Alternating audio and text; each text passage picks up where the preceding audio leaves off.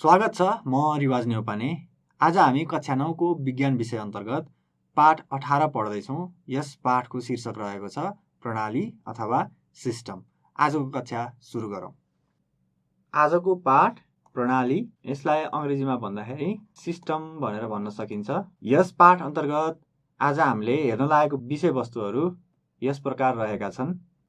कोष, तन्तु, अङ्ग र प्रणालीको अन्तरसम्बन्ध, यसलाई अंग्रेजीमा भन्दाखेरि interrelationship between cell, tissue, organ and system भनेर भन्न सकिन्छ। सेल भनेको कोष भयो, टिस्यु भनेको तन्तु भयो, अर्गन भनेको अङ्ग भयो र सिस्टम भनेको प्रणाली भयो। त्यसैगरी आजको कक्षाको दोस्रो भागमा हामी वनस्पति तन्तुको बारेमा पढ्नेछौँ। त्यो भनेको प्लान्ट टिस्यु। प्लान्ट टिस्यु अन्तर्गत रहेर आजको कक्षामा हामीले पढ्न लागेको कुरा चाहिँ मेरिस्टेमेटिक टिस्यु भन्ने यो शीर्षक रहेको छ। कक्षा अगाडि बढाउँ। Interrelationship between cell, tissue, organ and system भनेर यो सुरुको शीर्षक रहेको छ। यो शीर्षक अन्तर्गत हामीले पढ्न लागेको कुरा भनेको चाहिँ सेल भनेको कोष, तन्तु, त्यसैगरी अङ्ग र प्रणाली बीच कस्तो अन्तरसम्बन्ध रहेको हुन्छ भन्ने बारेमा हामी पढ्दैछौँ। हामीलाई थाहा छ जीवहरूलाई वर्गीकरण गर्नु पर्यो भनेदेखि एककोषीय र बहुकोषीय भनेर हामीले वर्गीकरण गर्न सक्छौँ। त्यो भनेको युनिसेलुलर अर्गानिजम र मल्टिसेलुलर अर्गानिजम। युनिसेलुलर र मल्टिसेलुलर। अब युनिसेलुलर अर्गानिजमले चाहिँ के गर्छ, यो भनेको एककोषीय जीवहरूले चाहिँ आफ्नो जीवन प्रक्रिया कसरी सञ्चालन गर्छ त, खाना लिन, त्यस पछाडि आफ्नो शरीरलाई नचाहिएको कुराहरू त्याग्नको लागि, त्यसैगरी श्वास प्रश्वास गर्नको लागि, साथसाथै विभिन्न पदार्थहरूको निष्कासन गर्नको लागि एउटै कोषमा चाहिँ यो एककोषीय जीव भर पर्छ। भनेको अर्थ के भयो त भन्दाखेरि यो युनिसेलुलर अर्गानिजम अथवा एककोषीय जीवमा चाहिँ एउटै सेलभित्र, एउटै कोषभित्र सम्पूर्ण क्रियाकलापहरू चाहिँ हुने गर्दछ। यसमा मैले के लेखेँ, सम्पूर्ण क्रियाकलाप एउटै कोषले गर्छ भनेर मैले लेखेँ। तर हामीले यतापट्टि मल्टिसेलुलर अर्गानिजम्समा अथवा बहुकोषीय जीवहरूमा हेर्ने हो भनेदेखि, यिनीहरूको शारीरिक बनावट हेर्ने हो भनेदेखि के हुन्छ त, सुरुमा हामी कोषबाट सुरुवात गर्न सक्छौँ। कोष भनेको सेल भयो। यो कोषहरू मिलेर के बन्दछ त, एउटै किसिमको कोषहरू मिलेर टिस्यु अथवा तन्तु बन्दछ। त्यसैगरी विभिन्न प्रकारका तन्तुहरू मिलेर अङ्ग बन्दछ, त्यो भनेको अर्ग्यान भयो, र विभिन्न अर्ग्यानहरू मिलेर चाहिँ सिस्टम बन्दछ, त्यो भनेको प्रणाली। यसलाई एउटा उदाहरणबाट प्रष्ट रूपमा बुझ्ने कोसिस गरौँ। यो उदाहरण हेर्दाखेरि जस्तो हामीले मानिसकै शरीरको कुरा गर्ने हो भनेदेखि मानिसमा विभिन्न प्रकारका प्रणालीहरू हामीले पाउन सक्छौँ। ती प्रणालीहरूमा पाचन प्रणाली, त्यसैगरी श्वास प्रश्वास प्रणाली, रक्त सञ्चार प्रणाली, निष्कासन प्रणाली, स्नायु प्रणाली, अस्थिपञ्जर प्रणाली, त्यसैगरी प्रजनन प्रणाली रहेको छ। यी प्रणालीहरू सबै मिलेर चाहिँ मान्छेको शरीर बनेको हुन्छ। अब यहाँ मैले मल्टिसेलुलर अर्गानिजम्समा यो कोषहरू मिलेर तन्तु बनेको हुन्छ, तन्तुहरू मिलेर अङ्ग बनेको हुन्छ र अङ्गहरू मिलेर प्रणाली बनेको हुन्छ भनेर मैले यहाँ कुरा गरेको थिएँ। अब यसरी यो सेल, टिस्यु, अर्गन र सिस्टम बीचको अन्तरसम्बन्ध रहेको हुन्छ भनेर बुझ्नको लागि एउटा उदाहरण यहाँ मैले प्रस्तुत गर्दैछु। उदाहरणको लागि हामीले पाचन प्रणाली लियौँ भनेदेखि मानिसमा रहेको पाचन प्रणाली, यो भनेको डाइजेस्टिभ सिस्टम। पाचन प्रणाली लियौँ भनेदेखि यसमा कस्ता कस्ता अङ्गहरू रहेका हुन्छन् त, जस्तै आमाशय भनेको स्टोमक, त्यसैगरी प्याङ्क्रियाज, कलेजो भनेको लिभर। यी अङ्गहरू चाहिँ के भयो त, यो पाचन प्रणालीमा संलग्न अङ्गहरू भयो। भन्नुको अर्थ हामीले कसरी पनि भन्न सक्छौँ त भन्दाखेरि यो अङ्गहरू मिलेर पाचन प्रणाली चाहिँ बनेको हुँदो रहेछ भनेर भन्न सक्छौँ। यो अङ्गहरू अरू पनि रहेको छ है, यसमा यो चाहिँ उदाहरणको रूपमा दिएको। अब यो अङ्गहरूमा हामीले सूक्ष्म रूपमा अध्ययन गर्ने हो भनेदेखि तन्तुका प्रकारहरू चाहिँ कस्ता कस्ता प्रकारहरू रहेका हुन्छन् त, कोलुमनार टिस्यु, त्यसैगरी इपिथेलियल टिस्यु, इपिथेलियम टिस्यु र भोलन्टरी मसल्सहरू रहेका हुन्छन्। यी यस्ता प्रकारका तन्तुहरू मिलेर चाहिँ के बनेका हुन्छन् त, त्यसो भए स्टोमक, प्याङ्क्रियाज, लिभर जस्ता पाचन प्रणालीका विभिन्न अङ्गहरू बनेका हुन्छन्। र फेरि यो कोलमनार, इपिथेलियल तथा भोलन्टरी टिस्युहरूलाई हामीले विभाजन गर्ने हो भने यो भित्र पनि हामीले सूक्ष्म रूपमा के पाउन सक्छौँ त विभिन्न कोषहरू चाहिँ हामीले भेटाउन सक्छौँ। अब यसलाई हेरौँ त, यो मैले अघि सुरुमा भनेको थिएँ यो चारवटा बीच अन्तरसम्बन्ध चाहिँ यसरी रहेको हुन्छ भन्ने कुरालाई। अब यसलाई प्रष्ट रूपमा यो उदाहरणबाट बुझ्ने कोसिस गरौँ। सुरुमा सेलहरू मिलेर यो कोलुमनार, त्यसै गरी इपिथेलियम, त्यसै गरी भोल्युन्टरी मसल्सहरू अथवा टिस्युहरू चाहिँ बन्ने गर्दछ र यी मसल्सहरू फेरि मिलेर स्टोमक भनेको आमाशय, त्यसै गरी प्याङ्क्रियास, लिभर, कलेजो जस्ता अर्ग्यानहरू, जस्ता अङ्गहरू चाहिँ बन्ने गर्दछन् र यी अङ्गहरू मिलेर चाहिँ एउटा प्रणाली बनेको हुन्छ, पाचन प्रणाली। अब तपाईँहरूलाई प्रष्ट रूपमा जानकारी भयो होला यो सेल, टिस्यु, अर्ग्यान र सिस्टमहरूको कस्तो खालको सम्बन्ध रहेको हुन्छ भन्ने सम्बन्धमा। अर्को उदाहरण हेर्ने हो भनेदेखि अघि मैले पाचन प्रणालीको कुरा गरेँ, त्यसै गरी अहिले चाहिँ श्वास प्रश्वास प्रणाली हामीले हेर्ने हो भनेदेखि यो भनेको रेस्पिरेटरी सिस्टम। अब श्वास प्रश्वास प्रणाली हेर्ने हो भनेदेखि यसमा संलग्न रहेका अङ्गहरू चाहिँ कस्ता कस्ता रहेका हुन्छन्? श्वासनली, जसलाई हामीले ट्र्याकिया पनि भन्न सक्छौँ, त्यसै गरी फोक्सो, जसलाई हामीले अङ्ग्रेजीमा लङ्स भनेर भन्न सक्छौँ।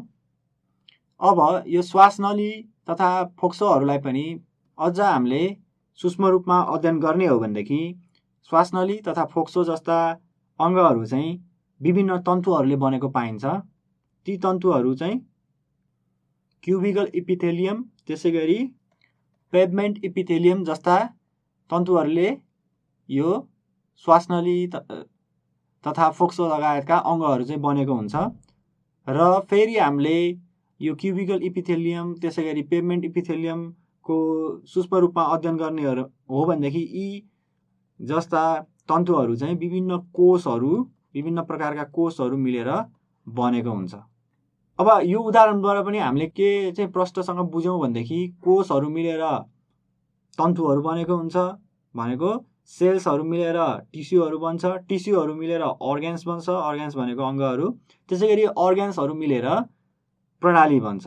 अब यहाँनिर ख्याल गर्नुपर्ने कुरा, जस्तो यो अर्ग्यान्सहरू मिलेर यो प्रणाली बन्यो नि, अब हामीले कस्तो खालको अर्ग्यान्सहरू मिलेर चाहिँ एउटा प्रणाली बन्छ भनेर हेर्ने हो भनेदेखि यो सबै अर्ग्यान्सहरूले अन्तमा गएर केलाई चाहिँ हेल्प गर्ने रहेछ त, केलाई मद्दत पुर्याउने रहेछ त? श्वास प्रश्वास गर्नको लागि मान्छेलाई मद्दत पुर्याउने रहेछ, होइन? भनिसके पछाडि अब के को लागि यिनीहरू एक आपसमा संयोजन गर्छन् अथवा एक आपसमा कोअर्डिनेसन गर्छन् भनेर हामीले हेर्ने हो भनेदेखि तिनीहरूको लक्ष्य चाहिँ एउटै रहेको छ, त्यो भनेको रेस्पिरेटरी सिस्टममा कन्ट्रिब्युट गर्ने अथवा श्वास प्रश्वास गर्नको लागि मान्छेलाई मद्दत गर्ने तिनीहरूको लक्ष्य रहेको छ, होइन? अब यो दोस्रो उदाहरणबाट पनि तपाईँहरूलाई अझ प्रष्ट भयो होला यो अङ्ग, तन्तु, त्यसै गरी प्रणालीको बीच कस्ता कस्ता सम्बन्धहरू रहेका छन् भन्ने बारेमा। अब हामी आजको कक्षाको दोस्रो भागमा आइपुगेका छौँ। दोस्रो भागमा हामी प्लान्ट टिस्युको बारेमा अथवा वनस्पति तन्तुको बारेमा पढ्दैछौँ। प्लान्ट टिस्युलाई हामीले हेर्ने हो भनेदेखि अथवा वनस्पतिमा पाइने तन्तुहरूलाई हामीले हेर्ने हो भनेदेखि विभिन्न भागमा चाहिँ वर्गीकरण गर्न सकिन्छ। पहिलो प्रकार रहेको छ मेरिस्टेमेटिक टिस्यु। त्यसै गरी प्लान्ट टिस्युको अर्को प्रकार रहेको छ पर्मानेन्ट टिस्यु। आजको कक्षामा विशेष गरी हामी चाहिँ यो मेरिस्टेमेटिक टिस्युको बारेमा हाम्रो छलफललाई केन्द्रित गर्दैछौँ। अब मेरिस्टेमेटिक टिस्युलाई पनि हामीले विभाजन गर्ने हो भनेदेखि यसलाई पनि तीनटा भागमा विभाजन गर्न सकिन्छ। पहिलो रहेको छ एपिकल मेरिस्टेम, दोस्रो रहेको छ इन्टरक्यालरी मेरिस्टेम र तेस्रो रहेको छ ल्याटरल मेरिस्टेम। आउनुहोस् अब यी तीनवटा प्रकार साथसाथै मेरिस्टेमेटिक टिस्यु भनेको कस्तो खालको टिस्यु हो भन्ने बारेमा छलफल गरौँ। मेरिस्टेमेटिक टिस्युमा पाइने कोषहरूलाई मेरिस्टेमेटिक कोषहरू भनिन्छ। त्यसै गरी मेरिस्टेमेटिक टिस्यु भनेको कस्तो खालको टिस्यु हो अथवा कस्तो खालको तन्तु हो भनेर हामीलाई जिज्ञासा लागेको होला। अब तपाईँहरूले एकचोटि विचार गर्नुहोस् त, प्लान्टको टिस्युको हामीले प्रकारको कुरा गर्दाखेरि एउटा चाहिँ मेरिस्टेमेटिक टिस्यु, अर्को पर्मानेन्ट टिस्यु भनेर कुरा गरेका थियौँ भनेदेखि अब मेरिस्टेमेटिक टिस्यु भनेको त्यसो भए कस्तो खालको टिस्यु होला त, कस्तो खालको तन्तुहरूलाई हामीले मेरिस्टेमेटिक टिस्यु भनेर भन्न सक्छौँ भनेर एकचोटि विचार गर्नुहोस् त। हो, पक्कै पनि मेरिस्टेमेटिक टिस्यु भनेको त्यस्तो खालको टिस्युहरू हो जुन चाहिँ मेरिस्टेमेटिक टिस्यु भनेको त्यस्तो खालको टिस्युहरू हो जुन टिस्युहरूमा चाहिँ के हुन्छ त, एकदम छिटो अथवा तीव्र गतिले सेल डिभिजन चाहिँ भइरहेको हुन्छ। छिटो छिटो कोष विभाजन भइरहेको हुन्छ। त्यसै गरी अब छिटो छिटो कोष विभाजन हुन्छ भनेदेखि तपाईहरूले पक्कै पनि अनुमान लगाइसकेको हुनुपर्छ कोष विभाजन भइसकेपछि यसले के गर्छ त यो बिरुवाहरूको लम्बाइ तथा आकार चाहिँ बढाउनलाई मद्दत गर्छ। त्यसै गरी यो मेरिस्टेमेटिक टिस्युमा रहेको मेरिस्टेमेटिक सेलहरू हामीले हेर्ने हो भनेदेखि सेलहरूको चाहिँ भित्ता, कोषहरूको भित्ता अथवा सेल वाल हामी जुन भन्ने गर्छौँ, यो सेल वाल चाहिँ एकदमै पातलो रहने गर्छ।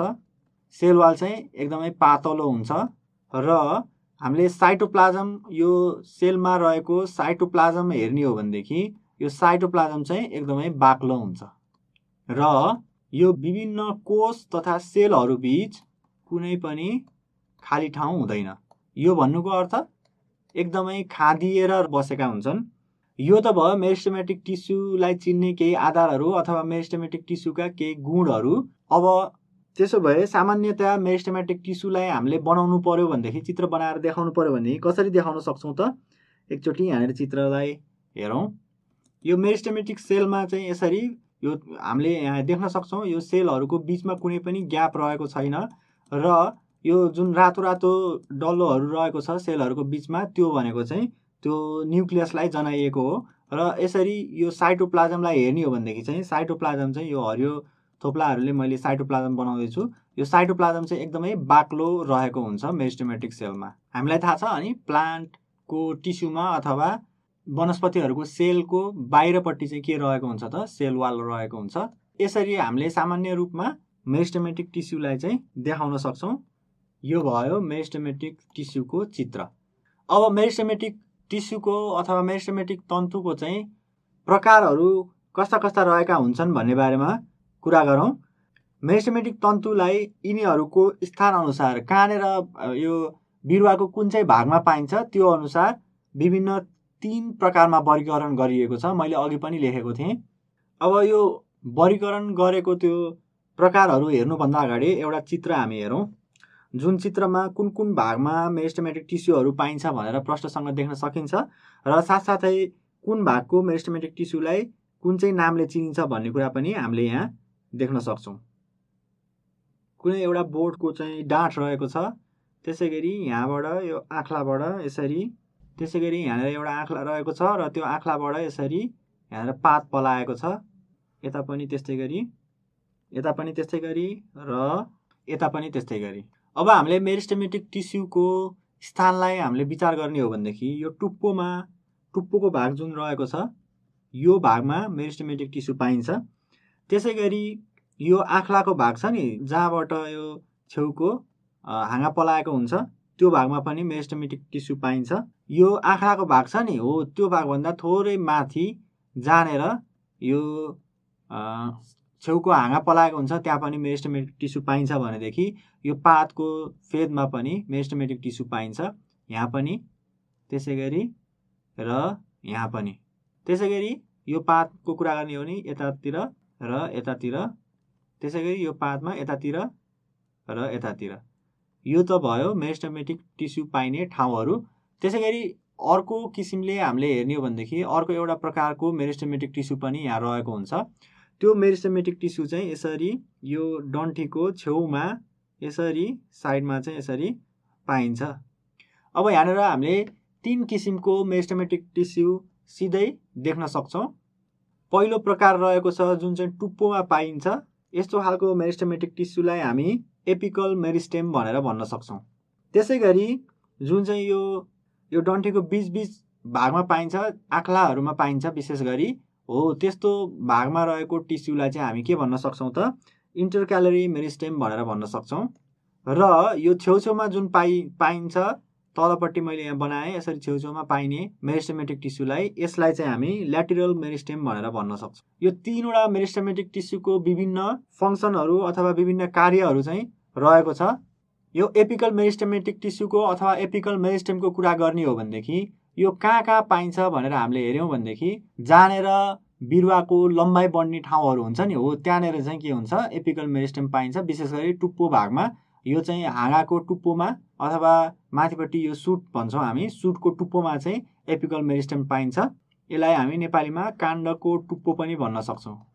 त्यसैगरी लम्बाइ बढ्ने भनेको चाहिँ यहाँ यो काण्डको टुप्पो अथवा सुटको टुप्पो मात्र नभइकन जराको टुप्पो बढ्दाखेरि पनि यो बिरुवाको चाहिँ के हुन्छ त लम्बाइ बढ्छ। त्यही भएर जराको टुप्पोमा पनि यो पाइन्छ।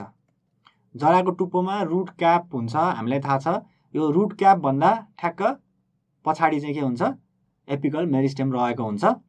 त्यसो भए एपिकल मेरिस्टेमको फङ्सन अथवा यसको चाहिँ कामको बारेमा कुरा गर्ने हो भनेदेखि मैले यतापट्टि यसको कामको बारेमा कुरा गर्दैछु।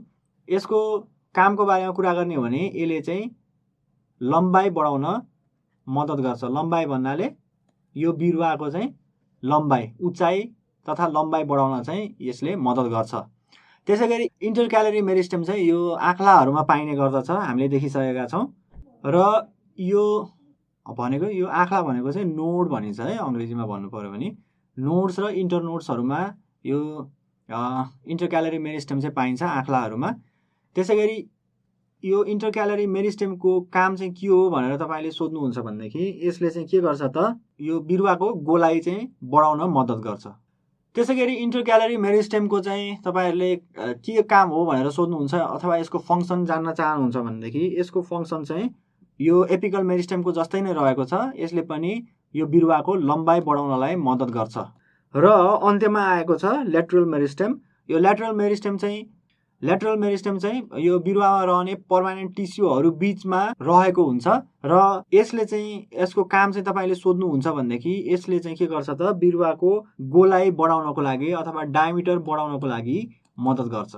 र यहाँ ख्याल गर्नुपर्ने कुरा यो इन्टरक्यालरी मेरिस्टेमलाई चाहिँ कहिलेकाहीँ एपिकल मेरिस्टेमकै पार्टको रूपमा यसकै एउटा भागको रूपमा चाहिँ लिने गरिन्छ। त्यही भएर कुनै कुनै किताबहरूमा यो मेरिस्टेमेटिक टिस्युको प्रकार लेख्नु पर्यो भने खालि एपिकल मेरिस्टेम र ल्याटरल मेरिस्टेम मात्र लेखिएको नि पाइन्छ।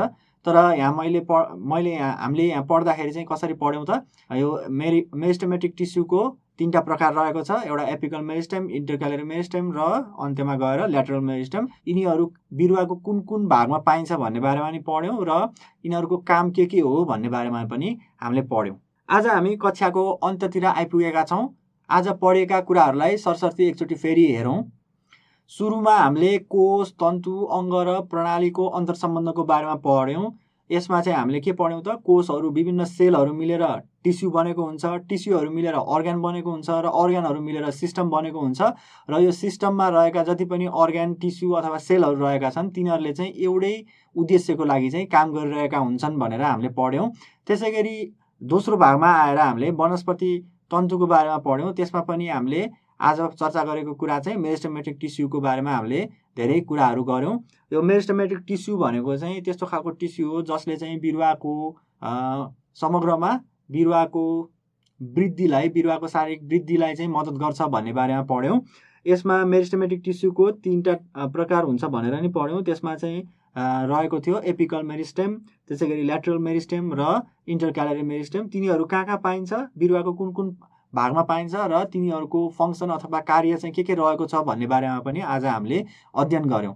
जाँदै तपाईँहरूलाई गृह कार्य गर्नको लागि निम्न प्रश्नहरू छोडेर जाँदैछु। तन्तु अथवा टिस्यु भनेको के हो?